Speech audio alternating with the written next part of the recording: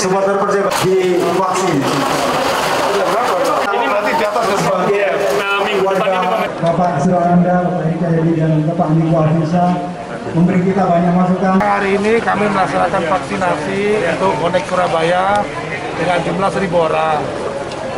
Kegiatan ini dilaksanakan bersama-sama jajaran dari Forkombina maupun jajaran Forkompinda Kota Surabaya hadir lengkap di sini.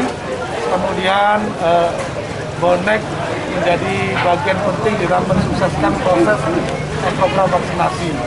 Karena tahu saya melihat Tugu Pahlawan dari kecil sampai sekarang, saya melihat perlambang keberanian, dan tentunya saya yakin begitu dengan boneknya Persebaya ini juga punya keberanian di dalam menyuarakan vaksinasi dan program patuh pada protokol kesehatan. Dan hal ini tidak berhenti di sini saja. Saya yakin nanti disebarluaskan kepada seluruh masyarakat Surabaya dan tentunya seluruh masyarakat Jawa Timur supaya mau divaksin dan tetap melaksanakan prokes. Dan semua yang sudah dikerjakan ini akan menampakkan hasil kalau apa yang dikerjakan oleh pemerintah didukung oleh masyarakat. Bonek menjadi salah satu bagian dari masyarakat di Surabaya dan tentunya Jawa Timur. Dan kalau ini disuarakan, saya yakin nanti program penanganan COVID-19 di Jawa Timur juga bisa sukses. Ini vaksin dosis pertama yang diadakan teman-teman Polda bekerjasama dengan bonek untuk dosis pertama ya.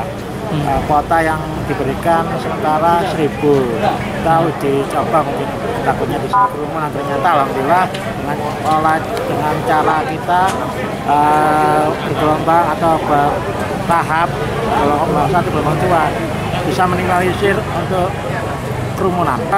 Memang dari awal kita tujuannya untuk teman-teman bonek yang belum divaksin agar secepat mungkin mendapatkan vaksin secara mudah, dan animonya sangat luar biasa.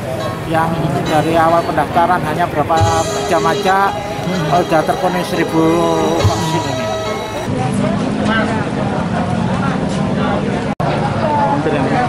Boneknya udah. Boneknya udah.